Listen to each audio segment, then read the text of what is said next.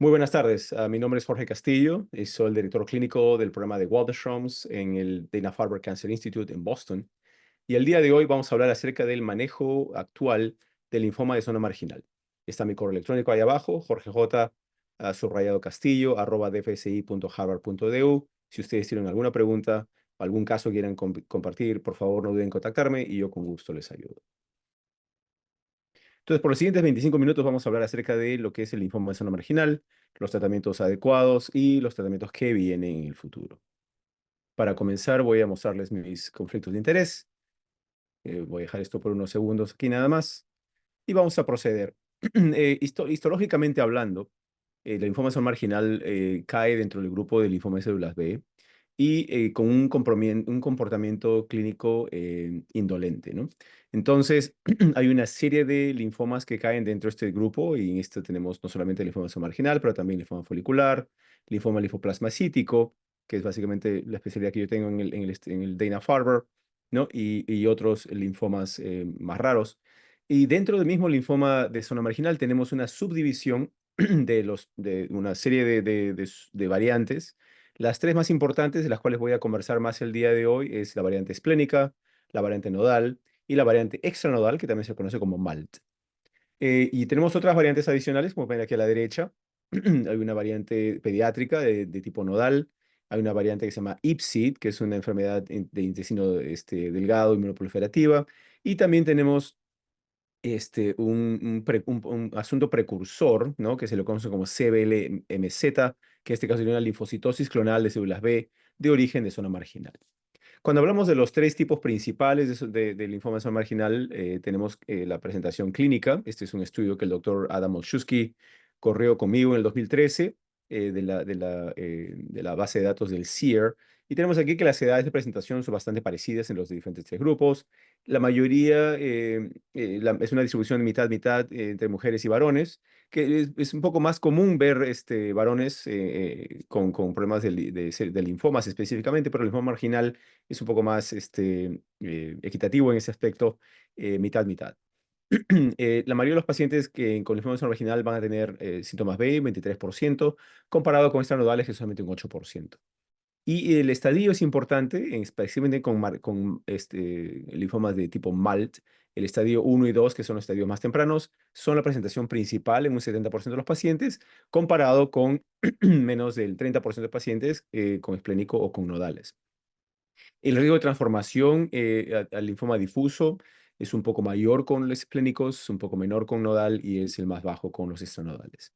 Y la muerte relacionada al linfoma es un poco mayor con esplénico y nodal, un poco menor con los MALTs, que me parece a mí está asociado con el hecho que se diagnostican temprano.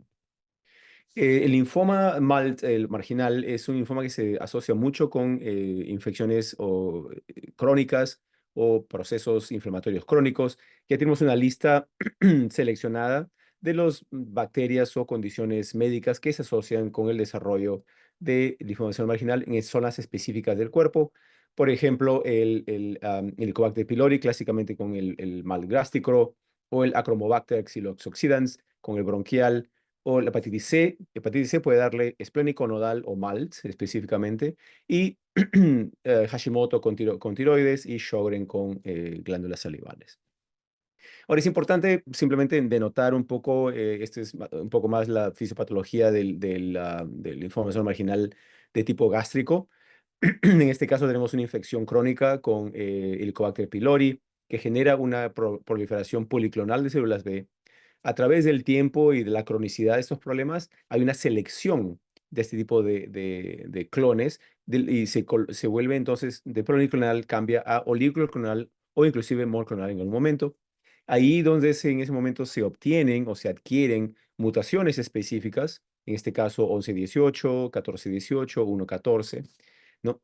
Y esto genera una activación constitutiva del factor nuclear de capa B, que en todo caso genera no solamente el hecho de que se seleccionen las células clonales y genera una monoclonalidad maligna, pero también una expansión que depende del anticuerpo, inicialmente del antígeno, pero a través del tiempo se vuelve independiente hasta cierto punto. Y es por eso que algunas veces el tratamiento de las infecciones no controlan la enfermedad propiamente dicha. ¿no? En general, es una presentación general de lo que ocurre en todo el linfoma de zona marginal. Tenemos una activación del receptor de células B, una activación del receptor de Toll-like, de los ligandos de CD40 y la activación de Notch. Al final, todas estas mutaciones en CAR11, MAL1, BCL10, M88 y Notch generan una activación no solamente de Notch, pero también de factor nuclear kappa B, que eso entonces aumenta las posibilidades de sobrevida, de sobrevivencia y mortalización de las células, ¿no? Que eso es lo que ocurre en los linfomas indolentes en la gran mayoría de los casos. Ahora, genéticamente hablando, se puede uno diferenciar hasta cierto punto los linfomas de zona marginal, los que están aquí arriba, comparados con otros tipos de procesos linfodenopáticos crónicos, como es LLC, o leucemia de células peludas, o manto, o folicular, ¿no? Aquí el principal problema, me parece a mí, es el número 4, que es el linfoma linfoplasmacítico, ¿no? Donde podemos ver aquí que hay obviamente una alta expresión de mutaciones en M88, específicamente hablando. Esta gráfica no está completa, y entonces por acá dice acá abajo, digo, modificado, ¿no? Me parece aquí, eso lo completa, ¿no? Donde ve realmente las mutaciones M88 se han descrito en la linfoma marginal entre un 5 a 10% de los casos. Y también la translocación 14-18 se ve en pacientes con linfomas en zona marginal, pero es importante de notar que el compañero de la cadena pesada de inmunoglobulina, en este caso, no es BCL2, ¿no? Entonces, no es la translocación 14-18 que se ve en linfoma folicular. Esto es un poco diferente, ¿no? Entonces, eso es importante de notar. Entonces, he modificado la gráfica de una manera acorde a lo que les estoy comentando.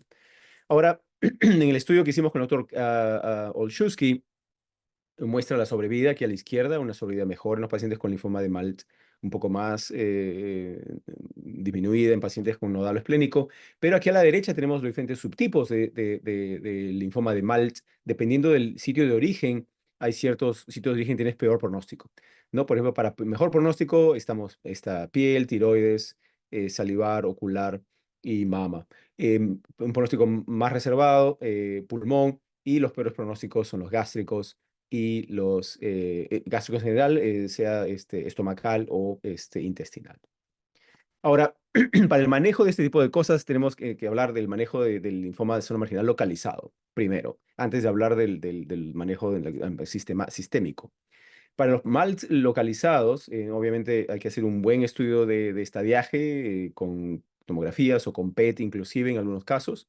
Y se define que hay un estadio 1 o 2, limitado, contiguo, número de estadio 2. Se puede subdividir a los pacientes entre gástricos, no cutáneos y cutáneos. Los cutáneos se manejan como linfomas cutáneos, eso no voy a hablar el día de hoy. Pero en los pacientes que tienen problemas gástricos, se subdivide estos casos en los pacientes que tienen Helicobacter pylori positivo y los que tienen negativo. Y los que tienen positivo se subdiferencian una vez más entre los que tienen translocación 11-18 y los que no tienen translocación 11-18. Para los pacientes que tienen H. pylori positivo sin translocación, antibióticos es el manejo adecuado inicial. Hay antibiótico de primera línea, antibiótico de segunda línea que se pueden utilizar. Y si solo eso falla, entonces se puede hablar de terapias sistémicas. Para los pacientes con pylori positivo y translocación 11-18 positiva, se puede tratar los antibióticos, pero la tasa de respuesta es menos del 5%. De manera que se da los antibióticos, pero usualmente lo que hacemos aquí en el Dana-Farber, siguiendo las guías del NSCN, se provee terapia al sitio involucrado. Si eso fallara o no, entonces se puede, o si hay contraindicación para la radiación, se puede utilizar rituximab en esos casos. Y para los pacientes que son negativos para H. pylori, entonces directamente a la radiación, y si hubiera contraindicaciones, entonces el rituximab. Ahora, si el paciente no se cura o la enfermedad progresa o se vuelve más sistémica, en ese momento vamos a hablar de los tratamientos sistémicos un poco más tarde. Para los pacientes que no son no gástricos y tampoco son cutáneos, se prefiere la radiación inicialmente. En algunos lugares donde se puede hacer una cirugía completa con márgenes limpios, se puede hacer cirugía, pero ese es menos preferido, específicamente en pulmón o en mama, en tiroides o en colon, donde puede haber un proceso quirúrgico y se puede remover la masa, y ahí estamos seguros de que no hay enfermedad en ningún otro lado más, por lo menos evidentemente se puede utilizar. Si no, se puede hacer rituximab, y obviamente si el paciente está totalmente asintomático, una opción es de observar al paciente sin intervención. El otro tipo de manejo que también es un poco más especializado es el manejo de los pacientes con de linfoma zona marginal esplénicos. En estos casos, estos pacientes usualmente se presentan con esplenomegalia y se puede subdividir a los pacientes en si pacientes tienen infección con hepatitis C o no. Si el paciente tiene infección con hepatitis C y no hay contraindicaciones para la terapia de hepatitis C, entonces le da terapia para hepatitis C. En los Estados Unidos, estas son las terapias que se están utilizando ahora más. Glicaprevir con Preventacivir, esos son 8 semanas de tratamiento, y Sofosbuvir con Velpatasvir son 12 semanas de tratamiento. Ahora, estos tratamientos pueden no estar totalmente disponibles en otros lugares fuera de los Estados Unidos, pero hay otros tratamientos adicionales. Entonces, tratar la hepatitis C es lo más importante. Para los pacientes en los que hay contraindicaciones para terapia, y hay una serie de contraindicaciones, procesos alérgicos, mujeres embarazadas y otro tipo de procesos, entonces en ese momento se trata a este paciente como si fuera hepatitis C negativo. En este caso, si el paciente está sintomático por la esplenomegalia, dolor, pérdida de peso, lo que fuera, o, síntomas constitucionales, se prefiere rituximab sobre esplenomegalia, esplenectomía. En el pasado hubo bastante discusiones entre si prefería rituximab o esplenectomía, pero en estos casos, voy a mostrarles un estudio un poco más tarde, porque en mi práctica específicamente trato no de utilizar esplenectomía, por lo menos no al principio. Ahora, si el paciente está totalmente asintomático, con o sin esplenomegalia, observación es bastante adecuado para estos pacientes también, ya que las terapias no curan al paciente, número uno. Y número dos, la mortalidad del paciente con o sin terapia realmente no es diferente, ¿no? No cambiamos la sobrevida del paciente con tratamientos. Este es el estudio que les comentaba, el estudio del doctor Olszewski, en el cual le evaluó toda la base de datos de SEER Medicare. Es una base de datos combinada que combina SEER con Medicare. Todos estos son pacientes mayores de 65 años que están en el programa de seguros de Medicare. Y en este estudio llegó hasta tener 227 pacientes, 150 con esplenectomía, 73 con tratamiento con rituximab.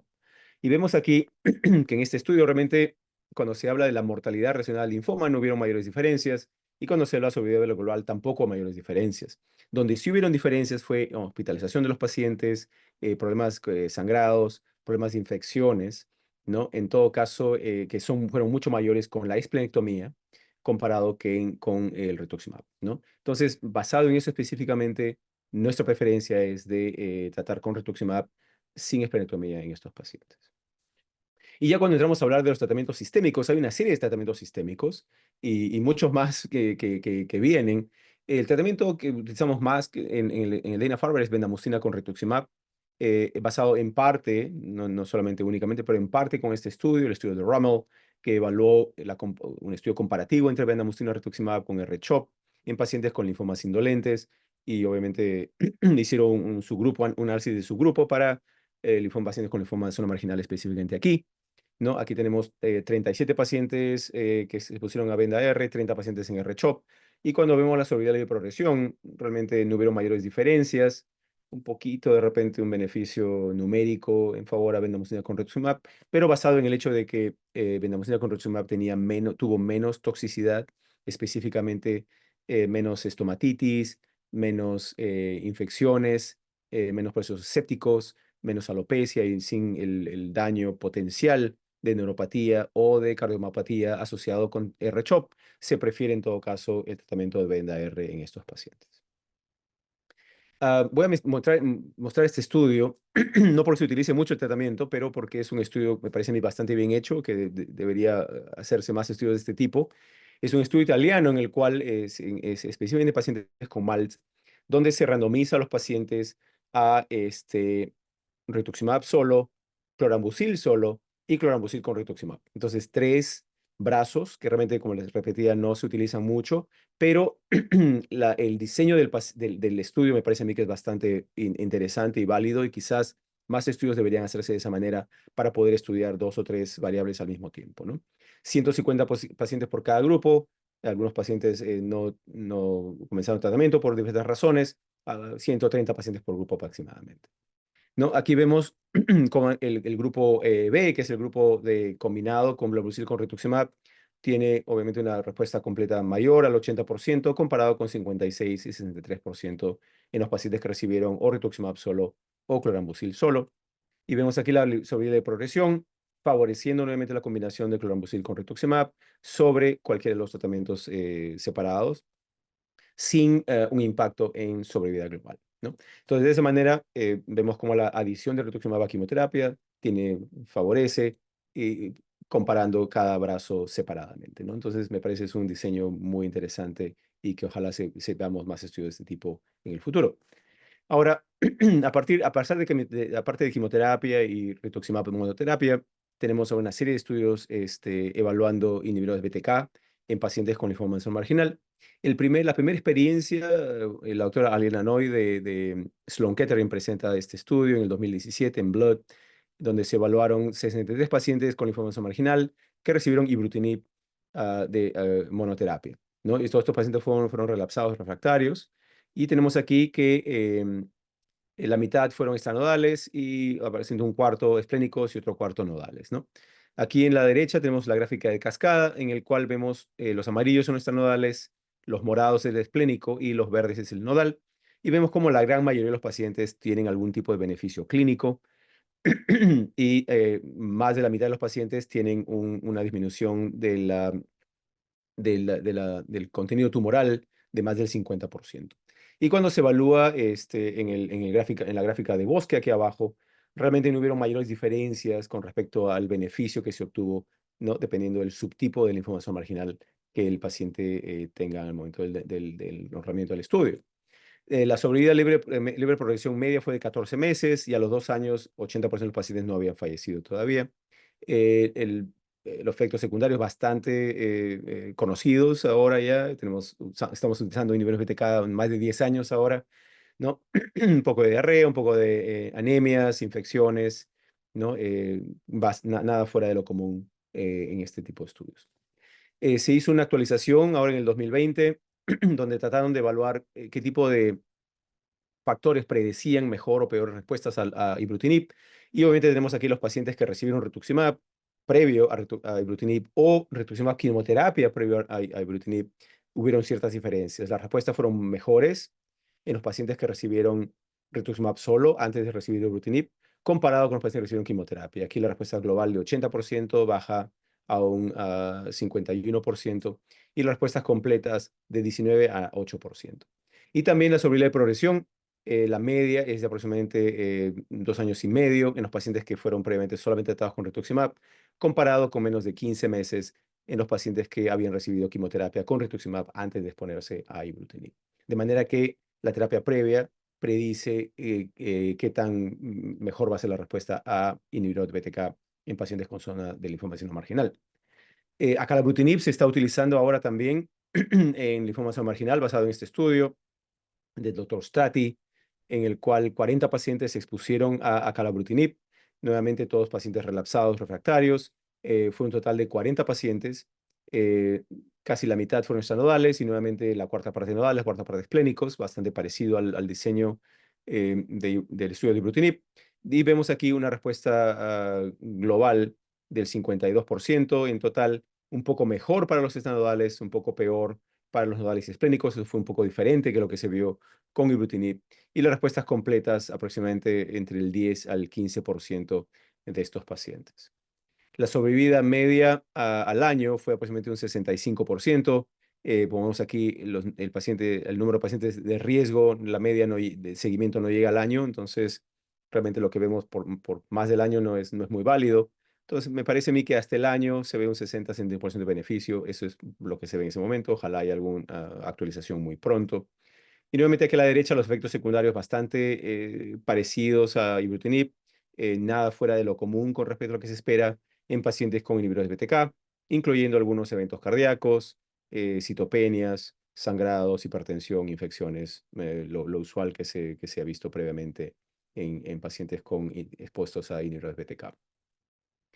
El tercer inhibidor de BTK es zanubrutinib, que se está utilizando ahora mucho más, ya que ha mostrado ciertos beneficios en pacientes con Waldenström's, basado en el estudio de Aspen, o ciertos beneficios, inclusive en pacientes, comparado con pacientes con contra acalabrutinib, en pacientes con LLC. Entonces, está tomando bastante fuerza acalabrutinib aquí en los Estados Unidos, por lo menos.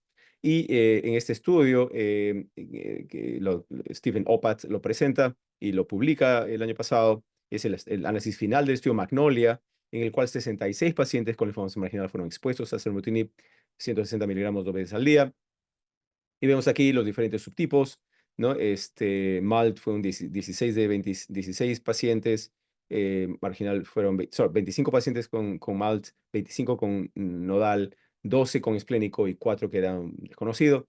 Y vemos aquí las respuestas globales, un poco mejores en nodal comparado con esplénico y MALT, basado en lo que estamos viendo aquí, ¿no? Pero la mayoría de pacientes, más del 50%, 60% de pacientes se benefician del tratamiento. Y la sobrevida global a los 2 años es aproximadamente un 71%. Entonces, obviamente, cada estudio es diferente y no es válido comparar estudios, ¿no? Pero si uno ve a la data tal como se ha presentado, pareciera que salbutamol tuviera una sobrevida libre de progresión un poco mayor de lo que se ha reportado con el acalabrutinib o lo que se ha reportado con ibrutinib. Probablemente esa comparación, para hacerla formalmente, debería ser un estudio comparativo randomizado. Y nuevamente los efectos secundarios, nada fuera de lo común de lo que se esperaría de un inhibidor BTK. Ahora, como todos ustedes saben, los pacientes que se exponen a inhibidores BTK durante mucho tiempo desarrollan resistencia a inhibidores BTK covalentes y desarrollan una serie de mutaciones en BTK. 481 fue el clásico, ahora se han descrito muchas más, 528 y otros más, y eso disminuye la afinidad de la unión de la molécula a la vía propiamente dicha, ¿no? Entonces, la mayoría de los pacientes que progresan en inhibidores BTK covalentes desarrollan este tipo de mutaciones. Entonces, ¿cómo hacemos para tratar este tipo de pacientes? Pirtobrutinib ha mostrado eficacia en estos pacientes. Krish Patel de Seattle presentó esta data en ASH del 2023. Es parte del estudio de Bruin, que terminó con la aprobación de pirtobrutinib específicamente para LLC y manto aquí en los Estados Unidos. Pero también muestra que hay eficacia en pacientes con inflamación marginal. Y vemos aquí la cascada. 99 pacientes, de los cuales los grises son los pacientes que no habían sido expuestos a covalentes previamente y los azules pacientes que habían sido expuestos a covalentes previamente. La gran mayoría de pacientes tienen un beneficio clínico a la exposición a pirtobrutinib. Y también ahora hay estudios específicamente con CAR T-cells, y este es el SUMA-5 que acaba de salir hace 6 meses. Sathan Nilapu y nuestro colega Julio Chávez fueron los primeros autores de este estudio que se publicó en Blood. Entonces tenemos aquí 31 pacientes específicamente con inflamación marginal que fueron expuestos a Axi-cel específicamente, ¿no? Tenemos aquí, la mayoría fueron nodales, perdón, la mayoría fueron extranodales, 68, nodales fueron 32. Y vemos aquí las respuestas, 77% de respuesta global con un 65% de respuesta completa. Y esto obviamente es una respuesta mucho más profunda de lo que se ha visto previamente en pacientes que habían sido expuestos a inhibidores BTK. Tenemos aquí la sobrevida de progresión. Los pacientes con zona marginal son los verdes. Y tenemos aquí que en los 31 pacientes evaluables, a los 3 años todavía un 56% de pacientes no habían progresado.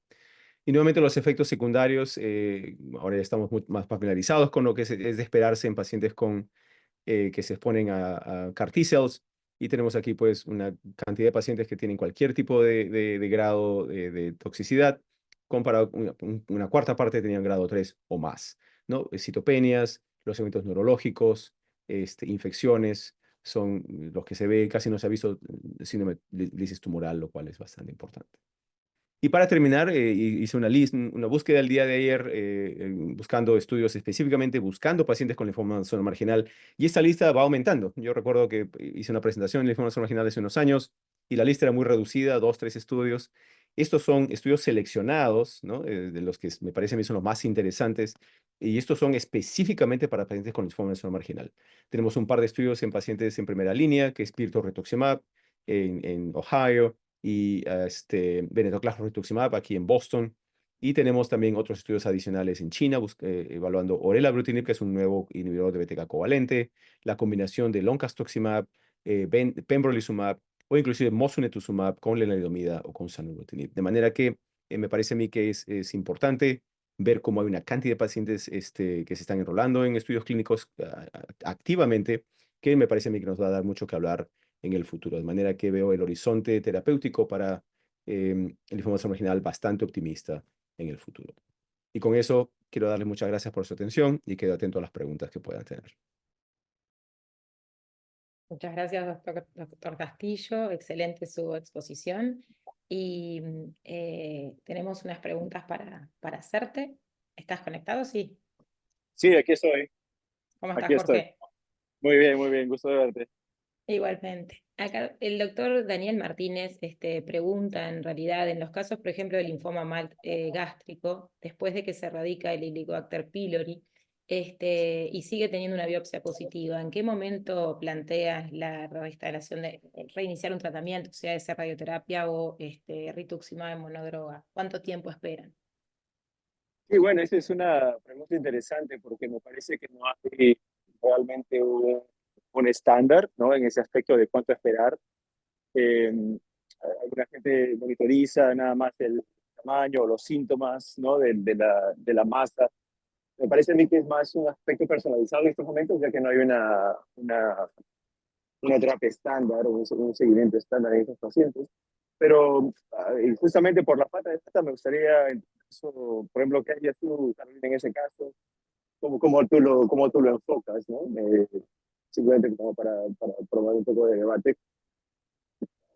Sí, en realidad en esos casos, tal cual, esperamos los 3 meses que a veces se estipula hacer y ahí, bueno, si da positivo, planificamos la próxima tratamiento que en nuestro medio generalmente utilizamos rituximab en algunos casos y, bueno, radioterapia nos estamos animando a utilizar por cosas previas que acá no utilizábamos, pero que hoy en día ya sabemos que lo podemos hacer y es útil.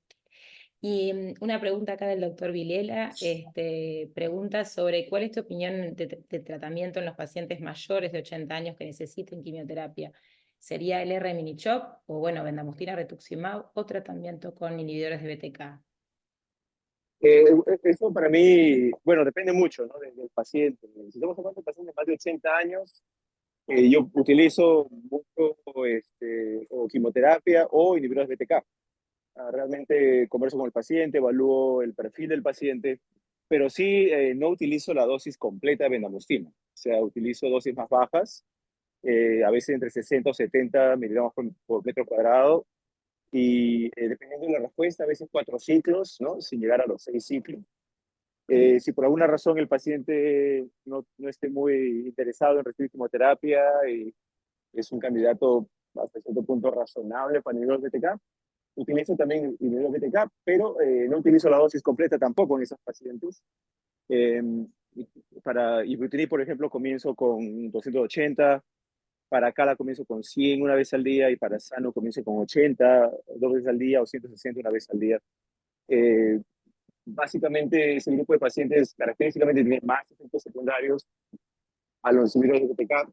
Si los toleran en los primeros 3 si está respondiendo, a veces considero aumentar la dosis y quizás en el aspecto de subir y bajar la dosis, ¿no? Titular la dosis dependiendo de la respuesta y la tolerancia. Me parece a mí que Sanorutinib provee un poquito más de flexibilidad, ¿no? Porque son 4 pastillas al día, la dosis estándar. Entonces uno lo puede subir y bajar. Y tengo una serie de pacientes que están tomando 80 miligramos una vez al día, ¿no? Están tomando el 25% de la dosis. Y eso es suficiente para inducir una respuesta y mantener el tratamiento sin darle a mucha toxicidad. Creo que es una muy buena recomendación para optimizar el tratamiento en esta población que es un poco más compleja. Y otra pregunta que creo que es muy importante de la doctora Lema, en realidad en un paciente con un linfoma de la zona marginal esplénica, que recibió tratamiento previamente con rituximab en monodroga, ¿cuánto se considera el tiempo en el que uno podría repetirlo a la recaída, a este plan, o en ese caso siempre utilizaríamos la combinación con bendamustine o directamente pasar a inhibidores de BTK? Bendamustine es una de esas terapias que si ya le dimos al paciente, si ya le di yo personalmente al paciente 6 ciclos, dosis estándar, y en lo posible trato de no utilizarla otra vez, ¿no? Entonces, por esa razón a veces, me parece a mí que si hay, por ejemplo, limitaciones con respecto a utilizar otros tratamientos diferentes, yo utilizaría en todo caso 4 ciclos para poder utilizar 4 ciclos después, entonces me lo guardo, ¿no? Eh, Porque el riesgo de las células madre y procesos mieloides realmente aumenta con mayor exposición a bendamustine, ¿no? Entonces, trato en lo posible de no repetir si ya el paciente recibió 6 ciclos. Obviamente, dependiendo de los casos y la disponibilidad, a veces uno podría repetir si no hay otra opción, ¿no? Entonces, un poco más estratégico hasta cierto punto, ¿no? De poder hacer eso. A veces, si veo que no voy a usar inhibidores de caos, no hay otro tratamiento adicional, comienzo con ciclofosfamida primero, y si ya no responde muy bien, entonces vamos a la segunda, como segunda línea. Entonces, es bastante cuestión de estilo más que otra cosa. Perfecto. Y como última pregunta, porque estamos como ajustados de tiempo, hoy en día en tu práctica habitual, ¿qué inhibidor de BTK utilizas en segunda línea después de los resultados que has mostrado? Sí, bueno, yo utilizo basarutinib para que otra cosa. Toxicidad como es un poco, para mí desde el punto de vista más manejable que Ibrutinib, y el dosaje de la dosis, ¿no? El titulaje es un poco más simple también, debido a que son 4 pastillas al día. Entonces, debido a la aprobación también aquí, para el LLC y para Waldenström, se puede obtener el punto fácilmente, ¿no? Entonces, es lo que utilizo más como nivel de total. Perfecto. Bueno, muchas gracias, doctor Castillo, por su excelente presentación y vamos a continuar.